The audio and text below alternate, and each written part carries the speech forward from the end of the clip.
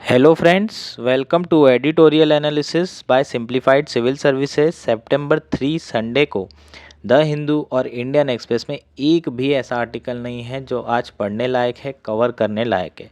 उसके बावजूद भी हम लोगों ने कुछ दो न्यूज़ हैं जिसको कवर किए हैं।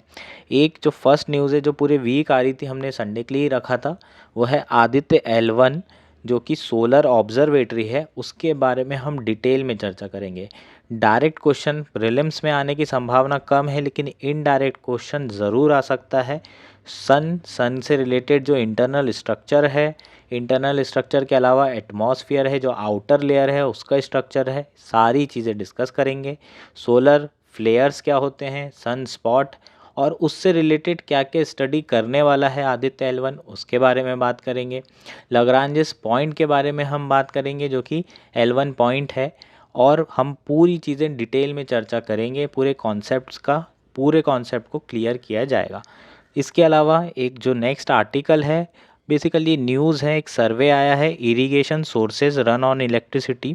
तो ये बेसिकली हिंदू में आया हुआ है, इसके बारे में बात करेंगे। ग्राउंड वाटर थीम बहुत रिपीटेटिव थीम है, इसलिए हमने इसको कवर किया है।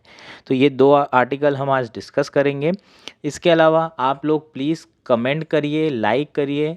आप लोगों के फीडबैक हमारे लिए बहुत वैल्यूएबल हैं। हमें इम्प्रूव करने के लिए बहुत सारी चीज़ें, इंक्लूड करने के लिए बहुत सारी चीज़ें, काफ़ी ज़्यादा इम्पॉर्टेंट आपके फीडबैक हैं। तो प्लीज़ आप लोग जो है लाइक, शेयर और सब्सक्राइब करिए। आइए शुरू करते हैं। हमारा आज का फर्स्ट आर्टिकल है Aditya L1 lifts off to study the सन।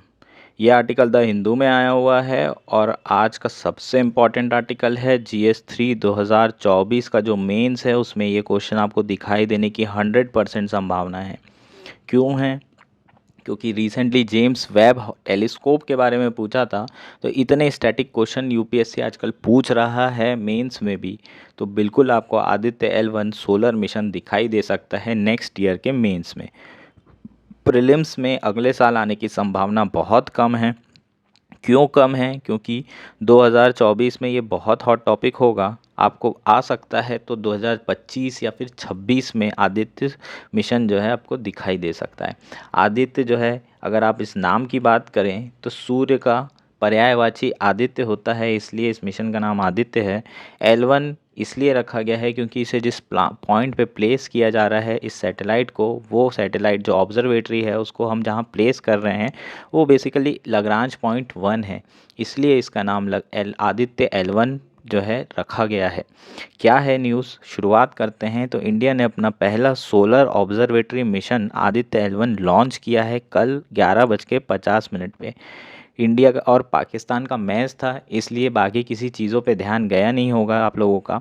लेकिन ये सबसे बड़ा जो है कल मिशन, जो कल की सबसे बड़ी न्यूज़ इंडिया के लिए यही थी कि इंडिया ने ये लॉन्च कर दिया है। लगभग 110 दिन का जो है सफ़र कल शुरू हो गया है आदित्य L1 के लिए। अर्थ के आजू बाजू लगभग 16 दिन जो है ये मैन्योवर 5 राउंड मैन्योवर्स करेगा, सर्टेन स्पीड गेन करेगा, और फिर एस्केप वेलोसिटी पाने के बाद ये मूव करेगा L1 की तरफ। 110 दिन पूरे टोटल लगने की संभावना है L1 में पहुंचने के लिए, और एक बार L1 पहुंच जाएगा तो हमारा ये मिशन जो है सक्सेसफुल हो जाएगा और इसरो के लिए एक और अचीवमेंट हो जाएगा, अचीवमेंट बन के उभरेगा। एक और बात करते हैं आगे कि क्या है आदित्य L1। तो बेसिकली आदित्य L1 के बारे में शुरू करेंगे तो ये इंडिया का पहला स्पेस बेस्ड इस इंडिया का मिशन है जो कि स्टडी क्या कर रहा है, सन की स्टडी कर रहा है। अभी तक के इंडिया ने कोई भी ऐसा मिशन नहीं लॉन्च किया है जिसमें सन की स्टडी की जा रही हो। हमने मून पे भेजा है, मार्स में भेजा है, लेकिन ये सन के लिए पहला है। दूसरा, अगर आप लॉन्च व्हीकल की बात करें तो PSLV एक्सेल जो है, एक्सेल को हम यूज़ कर रहे हैं। GSLV यूज़ नहीं हो रहा है, polar satellite launch vehicle use कर रहे हैं हम लोगों का जो स्पेस क्राफ्ट है उसको हम कहाँ पहुँचाना चाहते हैं, हेलो ऑर्बिट में, जो कि L1 पॉइंट के अराउंड पे होगी। जो कि L1 पॉइंट कहाँ है, सन और अर्थ के बीच में एक पॉइंट है L1 लाग्रांज पॉइंट, जो कि अर्थ ऑर्बिट से 1.5 मिलियन किलोमीटर है। अर्थ से लगभग, अर्थ से कितना किलोमीटर है, 1.5 मिलियन किलोमीटर किलोमीटर, तो बहुत ही लॉन्ग डिस्टेंस ट्रैवल करना है हमारा जो सैटेलाइट है उसको, आदित्य L1 को। तो ये इंडिया का सबसे लॉन्ग डिस्टेंस वाला मिशन भी है। इसके बाद बात करेंगे कि आखिर हम इसका ऑब्जेक्टिव क्या है, क्या चाहते हैं हम, इसके थ्रू हम क्या अचीव करेंगे। तो हम बेसिकली स्टडी करने के लिए चाहते हैं फोटोस्फीयर को, क्रोमोस्फीयर को, और आउटर लेयर है सन की, कोरोना को। तो जो एटमॉस्फेयर है सन का, उसको हम बेसिकली क्या करना चाहते हैं, ऑब्ज़र्व करना चाहते हैं। उसके साथ साथ हम बहुत सारे जो है रिलेटेड चीज़ें स्टडी करना चाहते हैं, जैसे कि जो सोलर इरप्टिव इवेंट्स हैं, जैसे कि सोलर फ्लेयर्स हो गया, कोरोनल मास इजेक्शन हो गया, सोलर स्टॉर्म्स हो गए, इन सब के बारे में हम डिटेल में स्टडी करेंगे। सन स्पॉट हो गया, ये सब सारी चीज़ों के बारे में स्टडी की जाएगी। उसके अलावा अगर स्पेस वेदर की बात की जाए तो उसके ड्राइवर्स क्या हैं उसको समझने की कोशिश की जाएगी। सोलर विंड के बारे में डायनामिक्स क्या हैं, उसका कंपोजिशन क्या है, वो उसका ओरिजिन क्या है, इस ये सब चीज़ें हमें समझने के लिए हम सोलर मिशन जो है लॉन्च कर रहे हैं, लॉन्च कर चुके हैं। तो ये बेसिकली इसके क्या हो जाएंगे, ऑब्जेक्टिव्स हो जाएंगे। ठीक है, अब बात करते हैं सबसे पहले इन सारे ऑब्जेक्टिव्स के बारे में। तो इंटरनल सबसे पहले तो सन के बारे में बात करेंगे। सन की लाइफ कितनी है, तो सन की लाइफ ऑलमोस्ट 7 बिलियन ईयर्स है। ठीक है, और सन है क्या, सन बेसिकली स्टार है। जो सन सबसे ज़्यादा क्लोजेस्ट स्टार है, या अल्फ़ा सेंचुरी सबसे क्लोजेस्ट स्टार है, एक बार आप गैस करके देखिए। ठीक है, तो बेसिकली सन सबसे ज़्यादा क्लोजेस्ट स्टार है अर्थ के।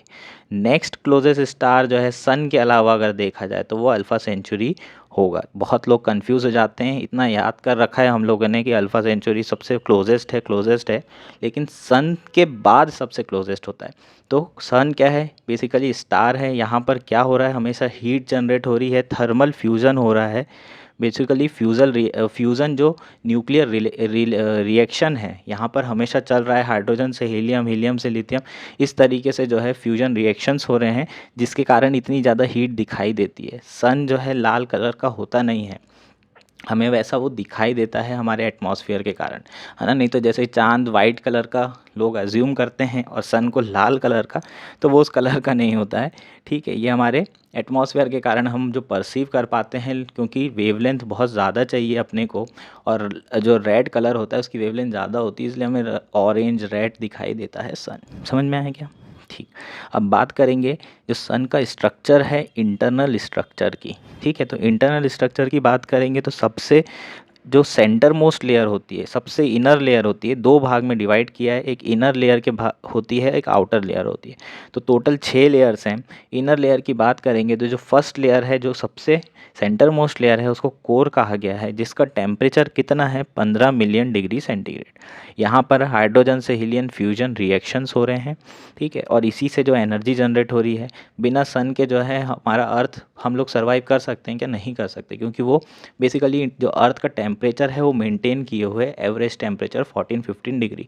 अदरवाइज़ अगर सन ना होता तो हमारे यहाँ जो टेम्परेचर है वो या तो बहुत हाई होता, है ना, 150, या फिर बहुत कम होता, चिलिंग इफेक्ट होते। तो ये दोनों चीज़ें होने की संभावना थी, जैसे बाकी प्लैनेट्स में हैं। ठीक है, नेक्स्ट अगर हम बात करेंगे तो नेक्स्ट लेयर है रेडिएटिव जोन, जिसका टेम्परेचर कितना है, 1.5 मिलियन डिग्री सेंटीग्रेड। और जो थर्ड लेयर है वो है कन्वेक्टिव जोन, जिसका टेम्परेचर है 2.5 मिलियन डिग्री सेंटीग्रेड। तो ये हो गई हमारी इनर लेयर। इन सब के बारे में स्टडी से ज़्यादा हमारा फोकस किस पे है, जो आउटर लेयर है और एटमॉस्फेयर है सन का। ठीक है, तो हमारी जो फोर्थ लेयर है फोटोस्फियर, उसका टेम्परेचर है 5,500 डिग्री, और एकदम कूलेस्ट लेयर है ये। तो ये जो हमारी फोर्थ लेयर है, मतलब थर्ड लेयर के बाद में फोर्थ लेयर होगी, इसमें एकदम से टेम्परेचर इतना कैसे गिर गया, 2.5 मिलियन डिग्री से 5,500 डिग्री सेंटीग्रेड हो गया। तो इसका रीज़न क्या है? इसका रीज़न सन स्पॉट है, अभी बात करेंगे। नेक्स्ट है क्रोमोस्फियर, उसमें लगभग कितना टेम्परेचर है, 27,800 डिग्री। और फिर कोरोना में जो कि आउटर मोस्ट लेयर है, उसमें सडनली टेम्परेचर बहुत हाई हो गया, 2.2 मिलियन डिग्री सेंटीग्रेड। एकदम सडनली क्या हो रहा है, टेम्परेचर पहले 2.2 था, 2.5 था, फिर गिर के 5,500, फिर बढ़ा, और फिर और बढ़ गया। समझ में आया क्या? तो ये क्यों हो रहा है, ये सब रीज़न जानना भी आदित्य का एक ऑब्जेक्टिव है। ये सारी प्रोसेस को अच्छे से स्टडी करना आदित्य का क्या है, ऑब्जेक्टिव है। अब बेसिकली ये हो क्यों रहा है, अगर इसका एक्सप्लेनेशन जो दिया हुआ है वो सन स्पॉट के कारण है। ये सन है, इसमें से मैग्नेटिक फील्ड निकल रही है, तो मैग्नेटिक फील्ड जब निकलेगी तो ये बाहर की तरफ, जो बाहर का एरिया है जहाँ पर मैग्नेटिक फील्ड बहुत ज़्यादा है, वहाँ पर क्या अट्रैक्ट कर रही है, ये प्लाज्मा अट्रैक्ट कर रही है। तो ये बाहर की तरफ प्लाज्मा अट्रैक्ट कर रही है, यही जो आउटर मोस्ट लेयर है कोरोना को बना रहा है। तो ये कहाँ से निकल के आएगा प्लाज्मा, प्लाज्मा ये वाले पोर्शन से निकल के आएगा, जो फोटोस्फीयर है, जो फोर्थ लेयर है, वहाँ से प्लाज्मा निकल के बाहर आ रहा है। तो यहाँ पर अगर प्लाज्मा, जो प्लाज्मा होता क्या है, चार्जिंग पार्टिकल्स होता है, हमारा जो फोर्थ चार्जिंग पार्टिकल्स है ना, जितने भी प्लस इलेक्ट्रॉन्स और ये सब चार्जिंग पार्टिकल्स होंगे वो हमारा प्लाज्मा कहलाएगा। और ये प्लाज्मा अगर जो है यहाँ पर कॉन्सेंट्रेशन बढ़ जाएगा तो टेम्परेचर बहुत ज़्यादा बढ़ जाएगा। इसलिए जो है 2.2 मिलियन डिग्री सेंटीग्रेड जो कोरोना है उसका टेम्परेचर होता है।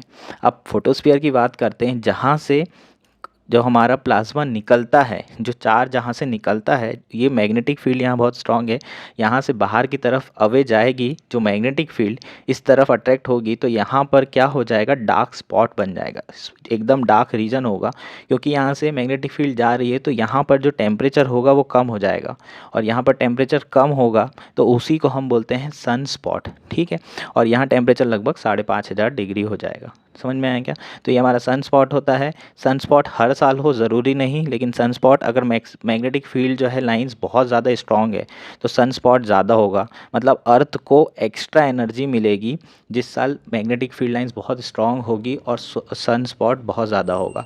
अदरवाइज़ अगर 11 जो है साल का इसका मैक्सिमम मिनिमम का साइकिल होता है, किसी किसी साल जो है मैग्नेटिक फील्ड लाइंस बहुत पुअर वीक होती है और सनस्पॉट नहीं होते हैं। कुछ साल ऐसे भी हो सकते हैं जहाँ पर सनस्पॉट ना हो और उसको बोलते हैं मॉन्डर मिनिमा। ठीक है, ये टर्म आपके लिए इम्पॉर्टेंट है। तो कुछ साल ऐसे भी हो सकते हैं जब सनस्पॉट ना हो। समझ में आया क्या? ये कॉन्सेप्ट समझ में आया? उसके बाद और क्या क्या होता है, जैसे कि अगर मान लीजिए इसी लेयर से एब्रप्टली मैग्नेटिक एनर्जी रिलीज़ हो जाए एकदम इमीडिएटली, फ्लैश की तरह, ठीक है, और ब्राइटनेस बहुत ज़्यादा बढ़ जाती है और ग्रेट हाइट तक की ये मैग्नेटिक फील्ड जो है रिलीज़ होती है, तो इसको हम सोलर फ्लेयर्स बोलते हैं। ठीक है, इसी तरीके से कोरोनल मास इजेक्शन होता है। ये कई सारी जो है सोलर इरप्टिव फेनोमेनाज हैं, इन सब की स्टडी करना ही क्या है, हमारा जो सोलर मिशन है उसका एम है। होपफुली आपको ये सारे कॉन्सेप्ट क्लियर हो गए होंगे। अब हम बात करेंगे हमारे लग्रांजेस पॉइंट की।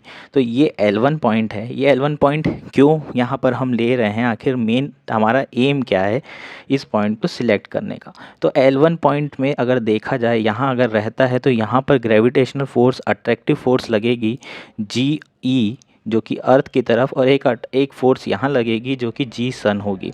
ठीक है, तो एक फोर्स, दोनों फोर्स अपोजिट डायरेक्शन में है, तो ये जो L1 पॉइंट होगा ये स्टेबल पॉइंट होगा। ठीक है, क्यों होगा स्टेबल पॉइंट? क्योंकि ग्रेविटेशनल फोर्स जो है बैलेंस हो रही है, बहुत ज़्यादा स्टेबल होगा। दूसरा अगर बेनिफिट देखें तो यहाँ पर एक्लिप्स का, अगर जो सोलर एक्लिप्स हैं, लूनर एक्लिप्स हैं, इन तरह की कोई चीज़ होने की संभावना नहीं है। क्यों? क्योंकि ये सन और अर्थ के बीच में है, तो सोलर एक्लिप्स और लूनर एक्लिप्स इस तरह का कोई चीज़ नहीं होगी और डायरेक्ट एक्सपोजर होगा। हमेशा सन से रिलेटेड जितनी स्टडी करनी है इस पॉइंट पे सबसे बेस्ट होगी। समझ में आया क्या? एक और कॉन्सेप्ट है जो साइंस का है, वो है ग्रेविटेशनल फोर्स वाला।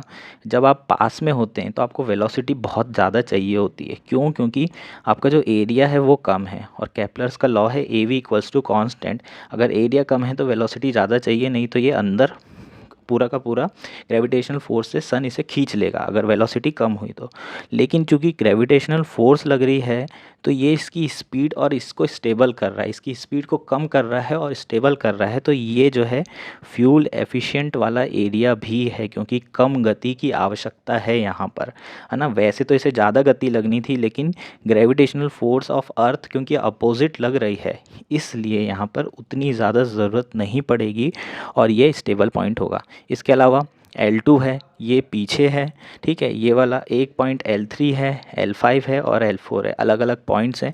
अभी हमारा L1 में जा रहा है, ये आपके लिए इम्पॉर्टेंट था।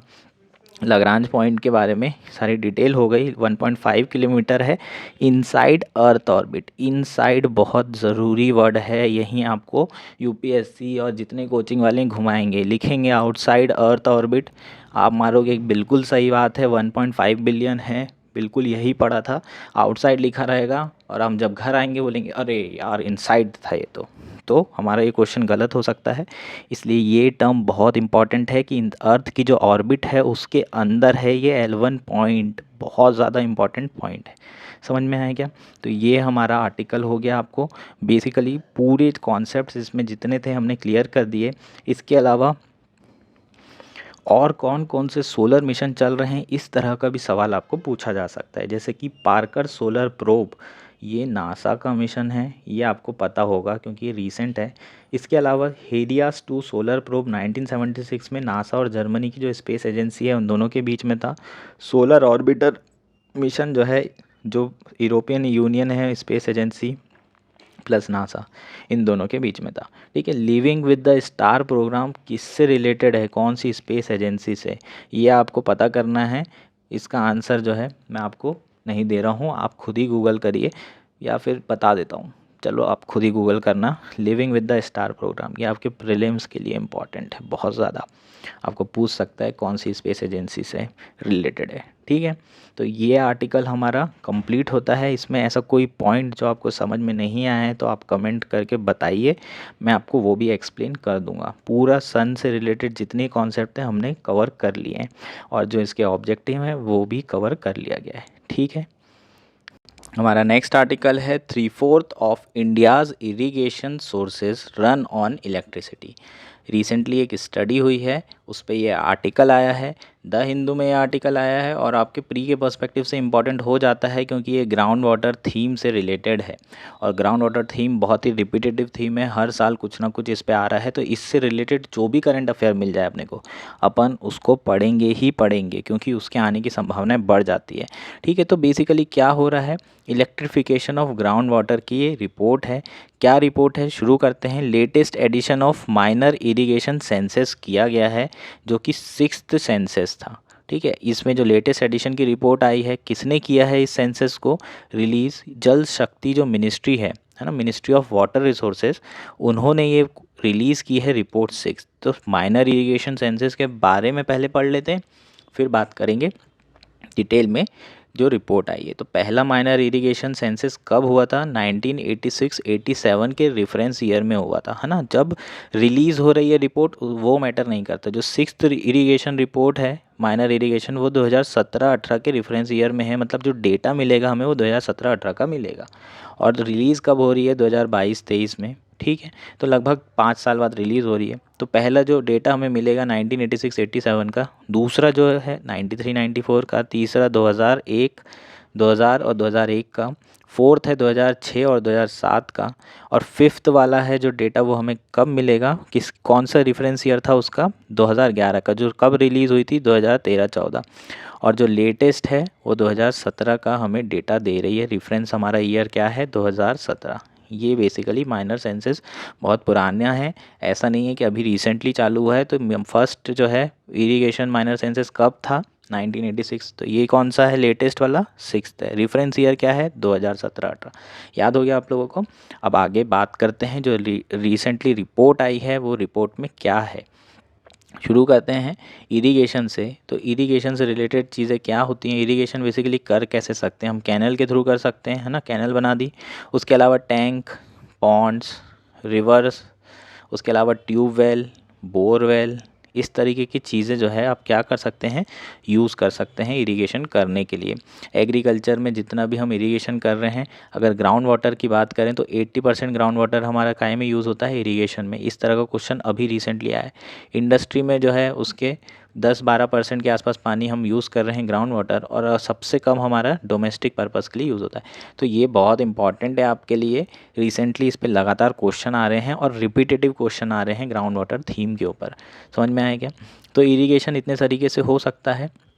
कुछ ऐसे तरीके हैं जहाँ पर इलेक्ट्रिसिटी की ज़रूरत नहीं पड़ती, लेकिन कुछ ऐसे तरीके हैं जहाँ इलेक्ट्रिसिटी बहुत ज़रूरी है, जैसे कि बोरवेल, ट्यूबवेल। क्या होता है बोरवेल ट्यूबवेल में? हम बोरिंग करते हैं, अंदर एक जो है पाइप जाता है, आप देखा होगा बहुत बड़ा मशीन आती है ट्रक के साथ, वो पूरा अंदर पाइप डालती है, नीचे बहुत बड़ा बोर किया जाता है, छेद बनाया जाता है और उसके बाद वहाँ पर एक मोटर डाली जाती है। वो मोटर बेसिकली क्या करती है, पानी ऊपर भेजती है, वो पानी हम इरिगेशन के लिए यूज़ करते हैं। तो क्योंकि हमारा रिसेंटली देखा जाए तो बोरवेल और ट्यूबवेल का बहुत ज़्यादा क्या बढ़ गया है, यूज़ बढ़ गया है, जिसके कारण ग्राउंड वाटर डिप्लीशन भी बहुत हो रहा है और इसी के कारण जो इलेक्ट्रिसिटी हमारे यहाँ बहुत ज़्यादा यूज़ हो रही है इरिगेशन के लिए। तो यही बेसिकली इसमें आया है कि लगभग 76% इलेक्ट्रिसिटी हम यूज़ कर रहे हैं as a source, dominating source of power to extract water. क्या लिखा है?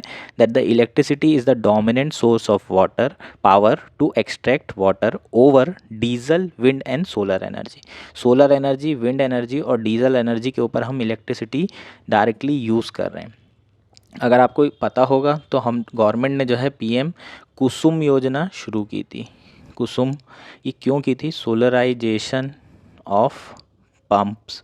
ठीक है, तो पंप जितने हैं, जितने भी इलेक्ट्रिसिटी हम यूज़ करना चाहते हैं वो सोलर एनर्जी यूज़ करना चाहते हैं, लेकिन अभी तक के लार्ज स्केल पे सक्सेसफुल नहीं हुई है कि पूरा जो है रिप्लेस हो जाए। अभी भी जो इलेक्ट्रिसिटी है वो यूज़ हो रही है। उसका एक रीज़न यहाँ पर इसने ये दिए हैं कि ट्यूबवेल बहुत सस्ते कर दिए हैं स्टेट गवर्नमेंट ने, कई सारे इंसेंटिव प्रोवाइड कर रहे हैं फार्मर्स को। ट्यूबवेल बहुत सस्ते हो गए हैं तो फार्मर ईजिली ट्यूबवेल खरीद रहे हैं। सरकार इरीगेशन के लिए कैनल और जो बड़े बड़े प्रोजेक्ट हैं वो कर नहीं पा रही है, और वो बहुत हाई कैपिटल इंटेंसिव होते हैं, इसलिए सरकार क्या कर रही है, शॉर्टकट कर रही है। शॉर्टकट में ये हो रहा है कि जो ट्यूबवेल है उन्हें सस्ता कर दिया गया है ताकि फार्मर्स इजीली खरीद सकें। हालांकि इससे चिंता ये है कि डिप्लीशन ऑफ ग्राउंड वाटर बहुत बढ़ गया है और ये बहुत ज़्यादा बड़ा चिंता का विषय है। आगे शुरू करते हैं, जो चिंता का विषय है उसके बारे में बात कर लेते हैं कि ग्राउंड वाटर एक्चुअली जो एक्सट्रैक्शन हो रहा है उसके कॉजेज़ क्या हैं, ग्राउंड वाटर डिप्लीशन के कॉजेज़ क्या हैं। सबसे बड़ा रीज़न क्या है? Green revolution. जब ग्रीन रिवॉल्यूशन हुआ था तो क्या हुआ था, जो फर्टिलाइज़र यूज़ कर रहे थे, तो फर्टिलाइज़र तभी आप जो है यूज़ कर सकते हैं जब आपके पास पानी की जो मात्रा है वो बहुत ज़्यादा हो, पानी की क्वांटिटी बहुत लगती है फर्टिलाइज़र में, अदरवाइज़ फर्टिलाइज़र प्लांट को पूरा जला देता है। तो इसलिए वाटर बहुत ज़्यादा लगेगा अगर आप फर्टिलाइज़र यूज़ करेंगे, और ग्रीन रिवॉल्यूशन में बहुत ज़्यादा फर्टिलाइज़र यूज़ किया गया और पानी भी उसी प्रपोर्शन में यूज़ हुआ। तो आज पंजाब जो है ऐसे स्टेट है जहाँ पर बहुत ज़्यादा क्या है, ग्राउंड वाटर डिप्लीशन हो गया है, बहुत हालत ख़राब है, एकदम नीचे लेवल पर पानी का स्तर पहुंच गया है। ठीक है, उसके बाद अगर देखें दूसरा रीज़न, तो सब्सिडी जो गवर्नमेंट दे रही है ट्यूबवेल के लिए या इलेक्ट्रिसिटी के लिए, अगर फ्री की सब्सिडी मिल रही है, फ्री में इलेक्ट्रिसिटी मिल रही है, तो मोटर चालू करके छोड़ती है। क्यों? क्योंकि बिजली का बिल ही नहीं भरना है। इस तरह का जो एटीट्यूड है वो डेवलप हो गया है, जिसके कारण ग्राउंड वाटर बहुत ज़्यादा डिप्लीशन हो रहा है। तीसरा, वाटर इज़ फ्री। जब कोई चीज़ फ्री होती है तो उसकी कद्र कहाँ होती है? आप दिल्ली में जाओ, पीने के लिए भी 100 रुपये जो है एक बॉटल खर्चा करना पड़ता है, तो आपको पता चलता है कि पानी की कीमत कितनी ज़्यादा है और कितना इम्पॉर्टेंट है पानी। तो वाटर फ्री है इसलिए लोग इस तरीके से यूज़ कर रहे हैं। चौथा, क्लाइमेट चेंज हो गया। क्लाइमेट चेंज के कारण क्या हो रहा है, पानी ऊपर से आ नहीं रहा है तो रेप्लेनिशमेंट नहीं हो पा रहा है, रिन्यूएबल नहीं हो पा रही, रिचार्ज नहीं हो पा रहा है ग्राउंड वाटर का, जिसके कारण क्या हो रहा है, क्लाइमेट चेंज का इशू आ रहा है। पांचवा क्या है, कॉन्क्रीटाइजेशन हो गया है, अर्बनाइजेशन वाले एरिया में, जितने अर्बन एरिया हैं हर जगह कॉन्क्रीट रोड। अब पानी जाए तो अंदर जाए कैसे ग्राउंड में? ठीक है, तो ड्रेनेज सिस्टम का इशू हो जाता है ना। अपने यहाँ थोड़ा सा भी पानी आता है, दिल्ली में बाढ़ आ जाती। क्यों? क्योंकि पानी ज़मीन में पहुँच ही नहीं रहा है और कॉन्क्रीटाइजेशन हो गया है, हर जगह ऐसी रोड बन गई है, पानी जाता ही नहीं है नीचे। तो रिचार्ज कैसे होगा? और रिचार्ज नहीं होगा तो फिर ऑब्वियसली डिप्लीशन होगा। तो एक तो आप पानी बहुत तेज़ी से निकाल रहे हो, दूसरा पानी ऊपर से कम आ रहा है, तीसरा अगर आ रहा है तो वो अंदर एब्जॉर्व भी नहीं हो रहा है। ये सब क्या है, कारण है। उसके अलावा प्रॉपर गाइडलाइंस नहीं है। अभी रिसेंटली गाइडलाइंस आई ज़रूर थी, लेकिन उसमें भी ये बहुत ज़्यादा इतने ज़्यादा एग्जाम्पशन दे दिए थे कि वो प्रॉपरली जो है कोई काम की नहीं है अगर देखा जाए तो। उसके अलावा जितना भी हम यूज़ कर रहे हैं वो एग्रीकल्चर एक्टिविटीज़ में, इरिगेशन में ही यूज़ कर रहे हैं मैक्सिमम पोर्शन। और एग्रीकल्चर जो है ज़रूरी तो है लेकिन अननेसेसरली भी यूज़ हो रहा है। इसके क्या क्या इश्यूज़ हो सकते हैं, एक तो एटीट्यूडनल इशू भी है, क्योंकि वाटर फ्री है इसलिए एटीट्यूडनल इशू है, हम लोग वेस्ट कर रहे हैं। अब इसके कॉन्सिक्वेंसेस क्या हो सकते हैं, देखो वाटर क्राइसिस इन सिटी, ये तो हो ही रहा है। नीति आयोग की रिसेंटली रिपोर्ट आई है कि मोस्ट सिटी में वाटर की दिक्कत आने वाली, दिल्ली बेंगलोर जैसी ऐसी कई सिटी है जहाँ पानी का प्रॉब्लम आएगा। दूसरा है कंटेमिनेशन, अगर आप बहुत डीप जाएंगे पानी निकालने के लिए तो डीप जगह पे आर्सेनिक होता है रॉक में, और फिर वही कंटेमिनेटेड वाटर आपको पीना पड़ेगा। आपके हेल्थ इश्यूज़ हो सकते हैं, उसके कारण कई तरह की प्रॉब्लम आ सकती है। आर्सेनिक बहुत ज़्यादा, कई स्टेट हैं जैसे कि वेस्ट बंगाल, पंजाब, जहाँ पर डीप जो है क्या कर रहे हैं, बोरिंग हो रही है और डीप एक्सट्रैक्शन हो रहा है, वहाँ पर आर्सेनिक कंटेमिनेशन बहुत ज़्यादा है। आर्सेनिक कंटेमिनेशन के बारे में और पढ़ लीजिएगा, इससे क्या होता है, कौन सी बीमारी हो सकती है।